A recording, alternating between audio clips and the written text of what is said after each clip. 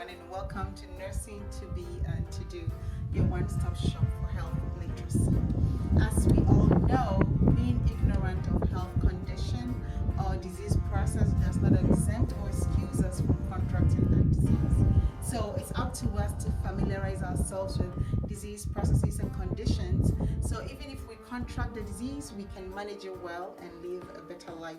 And that is what this channel is dedicated to doing, assisting people in explaining things in layman's terms so we can all have that understanding to manage our unique health situations. Like I promised previously, I said I'll be bringing signs and symptoms of heart failure because we're still talking about heart failure. For the past 2 weeks, we've been covering heart failure in detail. People may prefer to call it congestive heart failure. It's the same. Congestion is just associated symptoms with the disease, with the condition. It's just that when you have heart failure, heart is not pumping efficiently, so things are backed up. Blood flow from the heart to the lungs and back to the heart is impaired, so it's all congested. Okay, it's not, the heart is not pumping effectively, so there is congestion, just like a pipeline that is choked. Think about it, or a gutter that is choked. Things are all backing up, so blood that is supposed to be in the left atrium to flow through the left ventricle to be pumped through the aorta back to the body is now congested, in the pulmonary vein back to the lungs, and then backed up to the pulmonary artery, backed up to the right ventricle, backed up to the right atrium, backed up to the superior inferior vena cava, and backed up to the systemic circulation. Okay, so when we say pressure, we'll talk about blood pressure, but we do have two main areas that pressure can go up. It's not only in your systemic, which we know as high blood pressure, but it could also be in your lungs, which is pulmonary pressure. So when there is congestion, meaning there is overload of fluid, mixed with blood and everything in the lungs, it impairs the gas exchange.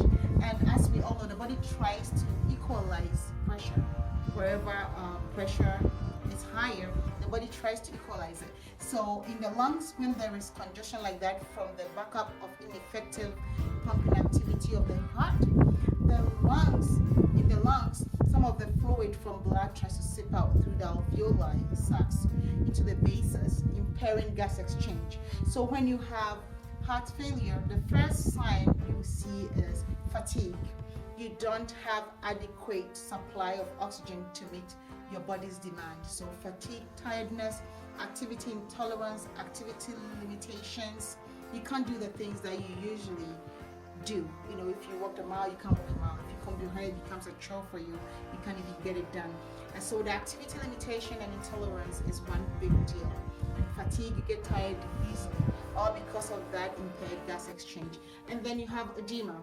Okay, not only edema in the lungs, but edema in your systemic circulation, such as your ankles, your stomach. You weigh yourself today, weigh again tomorrow, you've gained more than 2 pounds, you should be worried and follow up with the provider. Getting 2 pounds overnight, it's not normal. Okay. In some people, the congestion makes them feel like they need to clear their throat all the time, where they spit out white frothy sputum or black tinged sputum. So if you're someone who clears your throat or tries to cough all the time, spitting out such things, follow up with your provider. It could be heart failure that you are experiencing. And then shortness of breath. You get winded easily.